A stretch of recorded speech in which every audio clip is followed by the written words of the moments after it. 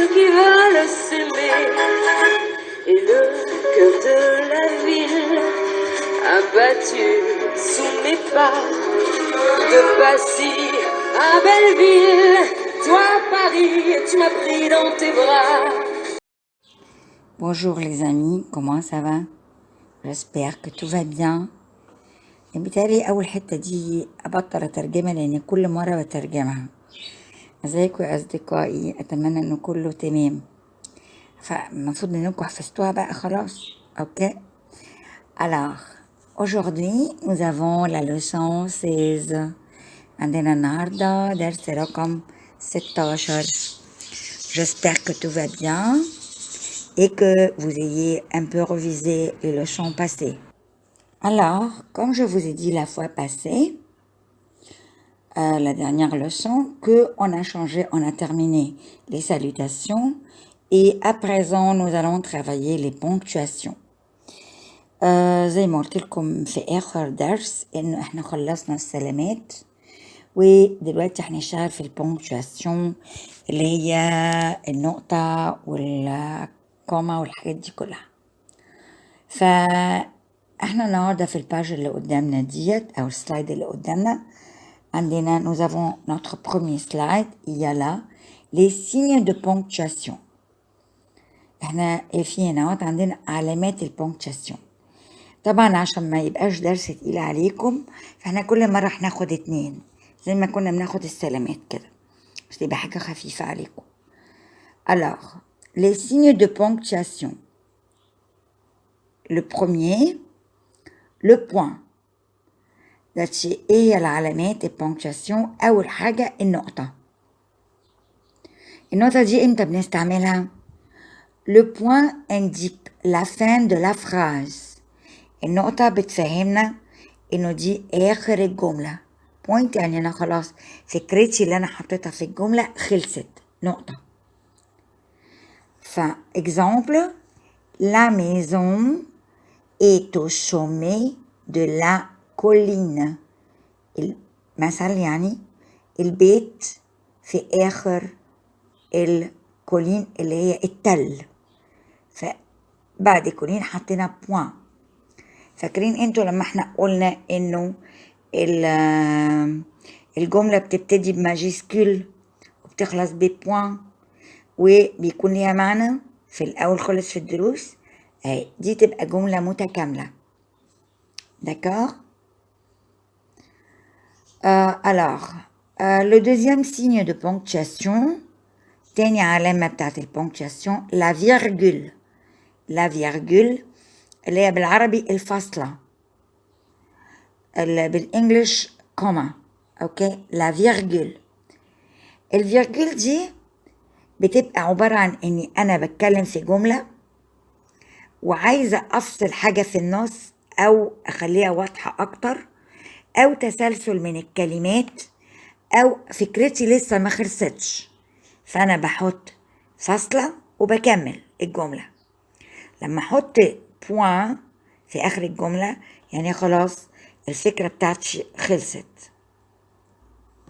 Alors, la virgule sépare des éléments qui se suivent. يعني الفاصلة بتفصل sépare تفصل des éléments أشياء qui se suivent يعني متتالية. Elle marque une courte pause.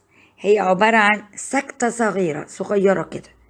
حتى ما يعني البروفيشنالز اللي بيكتبوا على الكمبيوتر أو بيكتبوا كتب أو بيكتبوا حاجات ريبورتس بعد البوان بناخد 2 اسباس 2 مسافة. بعد فيرجول بناخد مسافة واحدة. D'accord? Exemple, on voit le ciel, la mer, la côte. Point. يعني احنا بنشوف مثلا من التراس من الجبل من اي حتة بنشوف le ciel السماء، la mer البحر، la côte اللي هي زي الشط يعني. الجملة التانية Je vois, dit-il, que vous comprenez. يعني أنا شايف هو قال. فدي تشيل دي احنا فصلنا عن الجملة، يعني ممكن نقولها بطريقة تانية. il a dit هو قال je vois que vous comprenez، أنا شايف إنكم فاهمين. أوكي، فدي تشيل دي محطوطة في النص، فبنحطها بين 2 فيرجول. D'accord. يبقى ça c'était les 2 premiers signes de ponctuation pour aujourd'hui. دولت كانوا الاتنين علامات البونكتواسيون اللي خدناهم النهارده. كل مرة هناخد 2 على الماشي. Alors, il y a aussi ici le link des vidéos précédentes. Alors, si quelqu'un veut reviser une des leçons passées. فينا برضه عندنا اللينك عشان لو حد عايز يراجع درس من الدروس القديمة. Alors, notre leçon d'aujourd'hui. الدرس بقى بتاعنا بتاع النهارده. Notre leçon d'aujourd'hui est un peu moderne. الدرس بتاعنا بتاع النهارده هو درس حديث، يعني في فرنسي. زمان فاكرين انتوا في اول الدروس انا قلت لكم لازم تاخدوا بالكم من الارتيكل اللي هو بيكون قدام الكلمة عشان نعرف اذا كان هو مؤنث او مذكر. Alors, pour le français moderne, ils ont dit que ce qui détermine un nom s'appelle le déterminant. فقالوا انه لا، مش بس الارتيكل هو اللي بيحدد النوع اذا كان ماسكولين او فيمينين او بلوريال او سنجولير. طبعا انتوا عارفين ال4 كلمات دول، هقولهم برضه عشان اللي ما حضرش. فيمينين مؤنث، ماسكولين مذكر، سنجولير مفرد، بلوريال جمع. فطبعا احنا من اللي بنبقى محطوط قدام اي كلمة بنقدر نعرف اذا كانت فيمينين او ماسكولين او بلوريال او سنجولير. فلك لا، هو مش بس الارتيكل، مش بس لو لا الابوستراف لي او ان دي هو اللي بيحدد الكلمة، ده في كذا حاجة. فالكذا حاجة دولت هم سموهم، جمعوهم كده في درس واحد وسموهم لي ديترمينون. طب ايه هما الديترمينون دولت؟ هما عبارة عن 8 حاجات. 1 و2 مع بعض هما لي زارتيكل اللي احنا عارفينهم. بعد كده نيميرو 3 انا ديترمينون بوسيسيف اللي هما كان زمان بنسميهم لي زادجكتيف بوسيسيف. بعدين ديترمينون ديمونستراتيف كنا زمان بنسميهم les adjectifs démonstratifs. Déterminant interrogatif. interrogatif دي يعني سؤال، يعني آخر الجملة بنحط علامة الاستفهام. les déterminants exclamatifs يعني exclamatif اللي هي بنحط exclamation، يعني حاجة إيه ده فيها، إيه ده حصل إيه، اللي هي الشرطة كده لتحت وتحتها بوان. déterminant relatif ده بيربط جملتين. déterminant numérique يعني دوت الأرقام.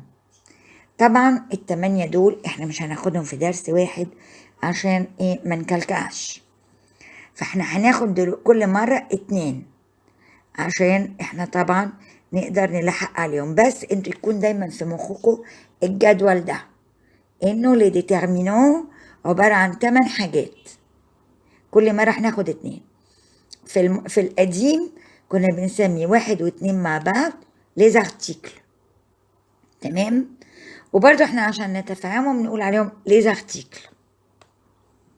Alors, premièrement, nous allons prendre la définition du mot déterminant.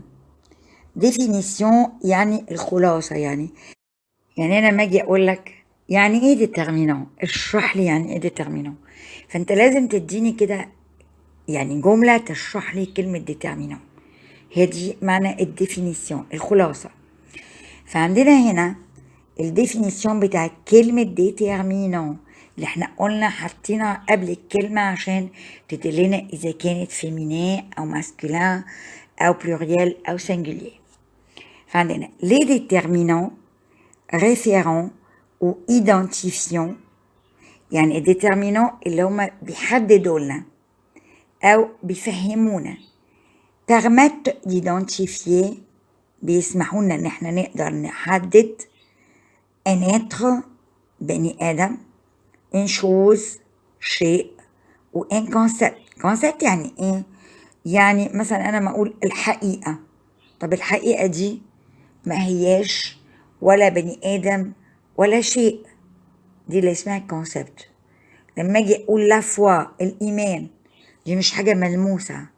اوكي، فدوت انا لما اجي اتكلم اقدر اعرف كل حاجة من دول هي الجانر والنومبر بتاعها. احنا اتفقنا في اول الدروس انه جانر يعني ماسكولين او féminin، nombre يعني singulier ou pluriel. D'accord? Alors, maintenant nous avons les deux premiers déterminants. عندنا دلوقتي أول اتنين déterminants اللي هما les déterminants définis و les déterminants indéfinis. الاتنين دولت مع بعض اللي احنا أصلا بنسميه les articles. احنا كنا بنقول les articles définis et les articles indéfinis. D'accord? Alors, maintenant, دلوقتي عندنا le numéro 1 les déterminants définis. Les déterminants définis اللي احنا أصلا كنا بنسميهم les articles définis. Et le d'un masculin singulier. Exemple, le petit garçon joue dans le jardin. الولد الصغير، فأنا حطيت له قدام garçon petit garçon، يبقى أنا عرفت إنه garçon دي masculin singulier. joue بيلعب dans le jardin.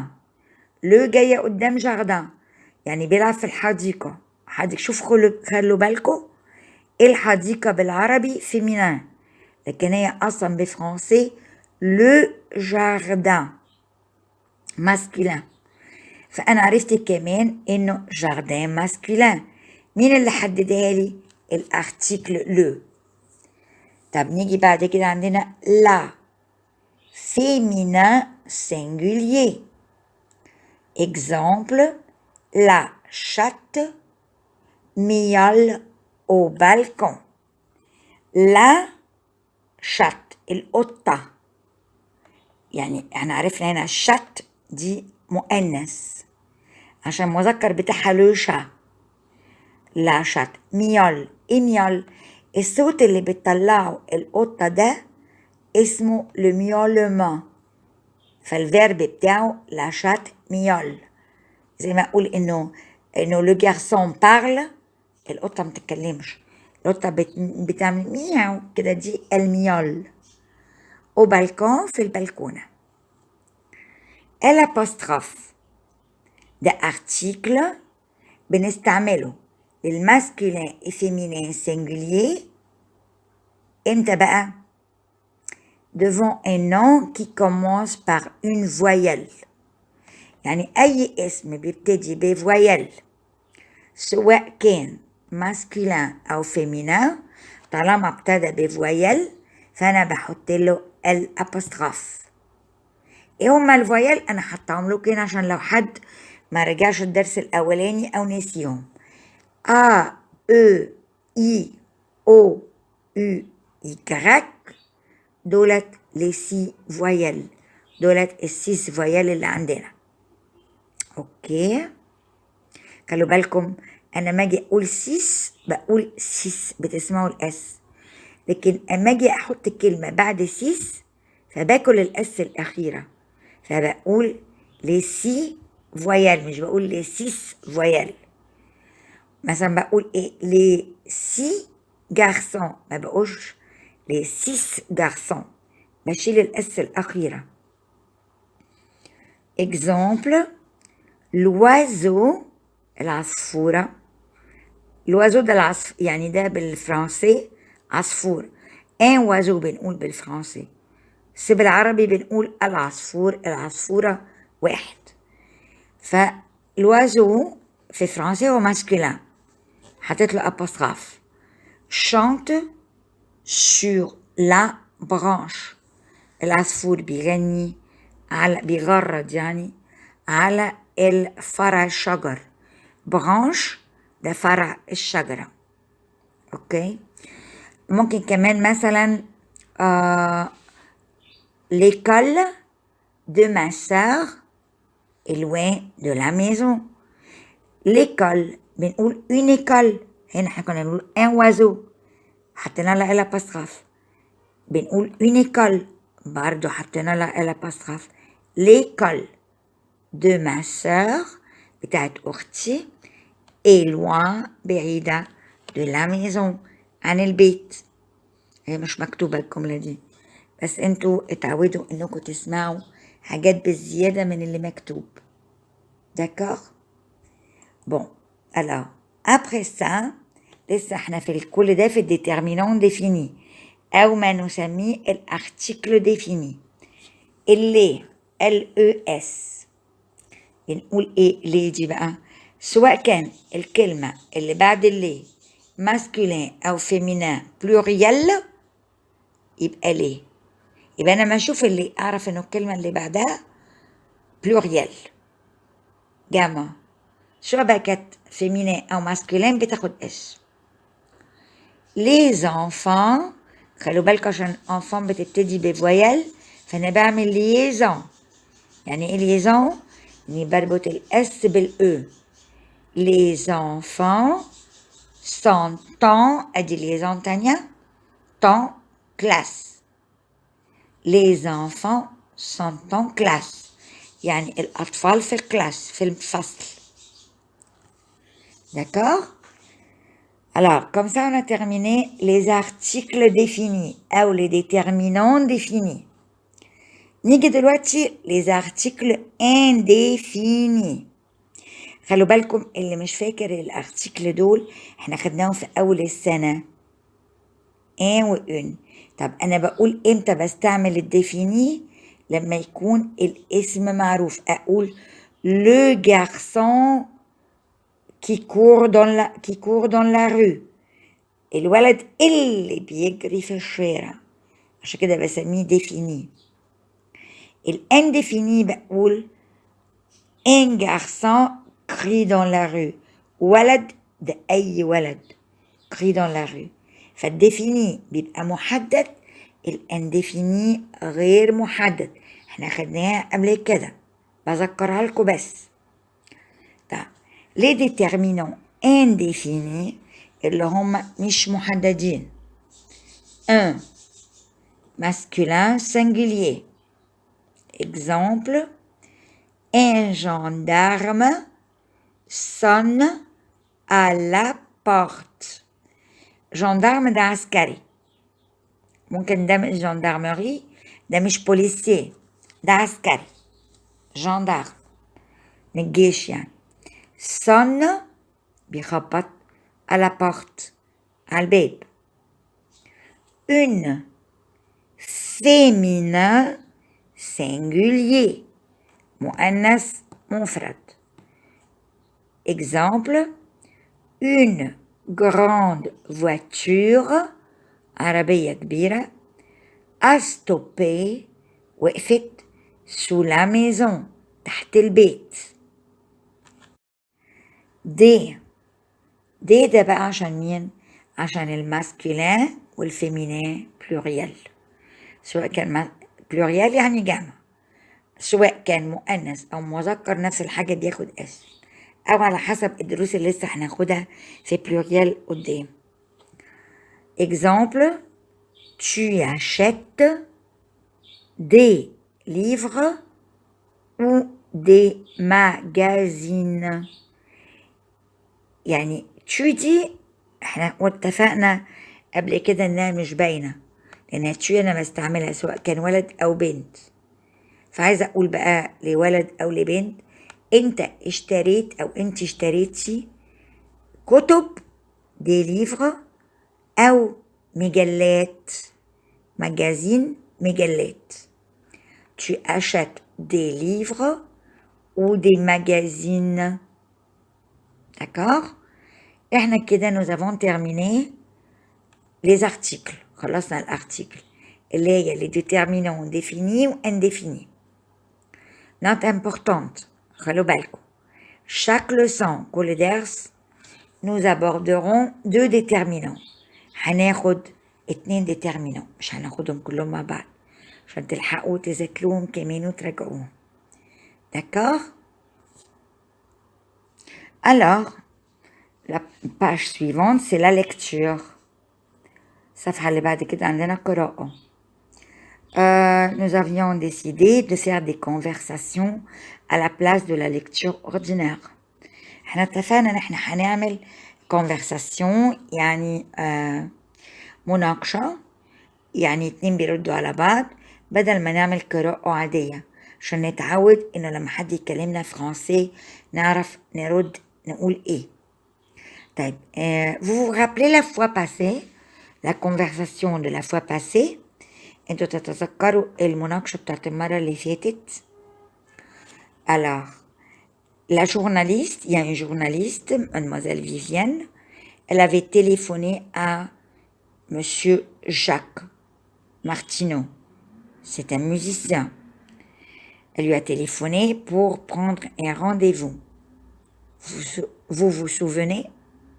انتوا متذكرين انه الحصة اللي قبل كده الكونفرسيشن كان انه واحدة صحفية كلمت مسيو جاك اللي هو ميوزيشن بيلعب موسيقى، عايزة تعمل معاه انترفيو واداها ميعاد. داكور؟ الميعاد فاكرينه امتى؟ كان ماردي، كان يوم التلات. فدلوقتي هما اتقابلوا التلات اهو، فالانترفيو بقى اللي هتقعد تتكلم معاه وتسأله أسئلة. فهي دي الكونفرساسيون الجديدة بتاعتنا. C'est notre nouvelle conversation, c'est l'interview. D'accord? Interview en anglais, entrevue en français. Alors, Jacques commence. Bonjour mademoiselle. Bonjour يا mademoiselle. La journaliste. Bonjour monsieur Martineau. هو جاك اسمه جاك مارتينو. فأحيانا كتيرة الناس اللي لسه مش واخدين عليهم فما بيكلم وحاجات لما تبقى رسمية بيندهوا الشخص باسم العيلة، يعني باللقب مش باسمه.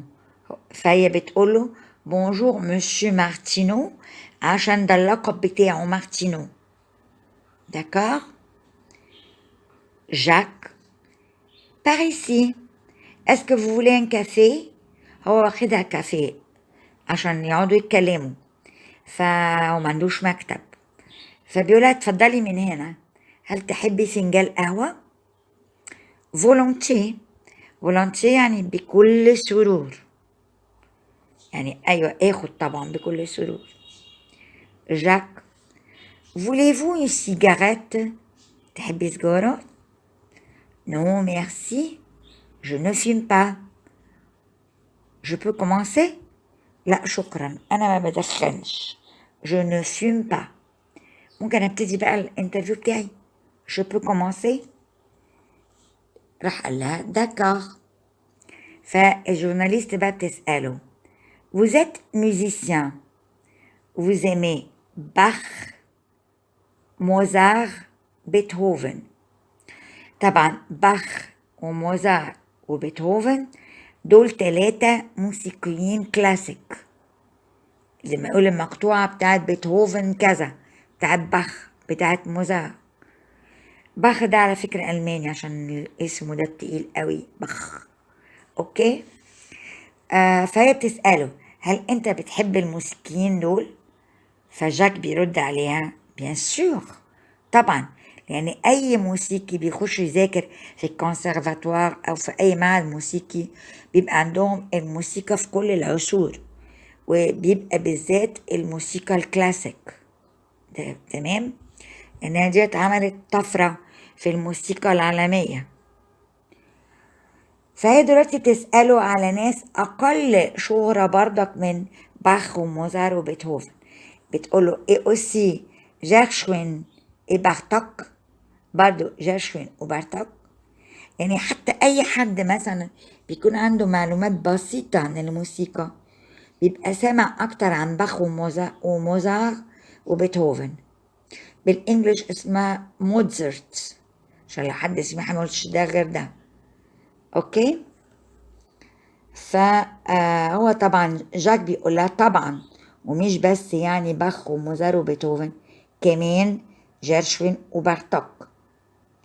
فالصحفية بتسأله بقى عن نوع تاني من الموسيقى، يعني دي كانت الموسيقى كلاسيك، بتسأله دلوقتي عن الموسيقى الجاز. aimez-vous aussi le jazz؟ هل بتحب موسيقى الجاز؟ جاك بيقول لها وي بوكو. ليه بقى؟ بيقول لها ايوه بحبها قوي. ليه؟ عشان الجاز دي ميوزك مودرن. فالمودرن ده يعني امتى دخلوها؟ عارفين لما ابتدت في امريكا تروح هناك الاول كان خدوا ناس من افريقيا عشان يشتغلوا كعبيد هناك وكده، وابتدوا الناس دولت اولا الناس اللي سمر صوتهم حلو قوي، ابتدوا بقى يعملوا الموسيقى الصاخبة شوية اللي هي دخلت الجاز. اوكي. فهو بيقول لها ايوه بحب جدا الجاز، الجاز ده مودرن. اوكي. طب الصحفية بقى بتسأله عن حاجة تانية، ايه الفولك؟ الفولك ده اللي هو اختصار فولكلور. ايه فولكلور؟ فولكلور ده انه كل بلد في بلاد العالم ليها الموسيقى الفولكلورية بتاعتها، يعني تحس كده الموسيقى بتاعت اليونان الفولكلور، الفولكلور حتى في مصر في كذا حتة، يعني مثلا البمبوطية في بورسعيد مش عارفة ايه، فكل حتة عندها حتة فولكلور كده. فهي بتسأله طب الموسيقى دي؟ لا ان بو. هو بقى بالنسبة للموسيقى الفولكلور ما بيحبهاش قوي، فقال لها شوية يعني مش كتير. بتكمل بقى تسأله عن أنواع الموسيقى. لو ديسكو، والموسيقى بقى بتاعت الديسكو اللي هي بتاعت لما حد بيروح يرقص وكده. قال لها با دي تو. با دي تو يعني ما بحبهاش خالص، يعني لا خالص. فالصحفية بتسأله كاسكو فو فات لو ويكند؟ بتعمل ايه بقى في الويكند؟ فاكرين ما انا قلت لكم في كلمات بيستخدموها في فرنسا هي اصلا انجلش، هي المفروض تقول له que faites-vous en fin de semaine؟ في اخر الاسبوع الاجازة. هو هنا مستعملين كلمة ويكند. ويكند يعني اليومين الاجازة اللي في اخر الاسبوع. طبعا في بلاد بيبقى اجازتهم الويكند سبت وحد، عندنا هنا في مصر الاغلبية جمعة سبت. داكور. بون جاك بيرد عليها بيقول لها je joue un peu au tennis et au football. أنا بلعب شوية تنس وشوية فوتبول. فوتبول اللي هي انتوا عارفين القدم، كرة قدم. mais je préfère، لكن بفضل lire أقرأ et écouter la radio، وأسمع الراديو. فطبعا زي ما احنا عندنا مثلا هنا البرنامج الموسيقي، عندنا مش عارفه برنامج ايه، فهم برضو في فرنسا عندهم برامج. فالصحفيه بتقول له vous écoutez France Musique؟ فرانش ميوزيك ده قناة هناك في فرنسا زي مثلا البرنامج الموسيقي في مصر. هل بتستمع إلى فرانس ميوزيك؟ لا بيان سور طبعا. هو المفروض ان هو كانوا يكملوا الانترفيو دي، انهم خلاص ينسحبوا، مثلا يقول لها لو انتوا اي حد فيكم كنتوا قاعدين في الانترفيو ده هتخلصوا ازاي؟ طبعا انا مش سامعه حد بيديني رد فانا هرد. فالمفروض كان يقول لها بون مادموزيل إلي ديجا، هو قال ان هو فاضي من 3 à 5. Bon, mademoiselle, il est déjà 4h45. Je dois vous quitter, malheureusement. Merci pour votre interview et à la prochaine. كان المفروض ان يقول لها مثلا اي مادموزيل معلش انا متاسف الساعه 5 الا ربع، 4:45، وكان قايل لها انه فاضي من 3 ل5، فانا لازم امشي دلوقتي. ميرسي جدا على الانترفيو بتاعك، وان شاء الله نتقابل مره تانية. D'accord? Alors moi aussi je vous dis mille merci pour votre attention et à la prochaine. أنا كمان بقول لكم ألف شكر عشان استماعكم، حسن استماعكم، وإن شاء الله للمرة الجاية. بليز أنا بشكر جدا جدا جدا بالمناسبة كل اللي عملوا اشتراك عندي في القناة. مين ميرسي. ويا ريت برضك انتوا لو عجبكم الفيديو انكم تشجعوني وتشتركوا انتوا كمان اللي ما اشتركش. ميرسي. à la prochaine. bonne journée. ميرسي. المرة الجاية ويوم سعيد. Il y a toujours du bonheur dans l'air pour ceux qui veulent s'aimer. Et le cœur de la ville abattu sous mes pas. De Passy à Belleville, toi Paris, tu m'as pris dans tes bras.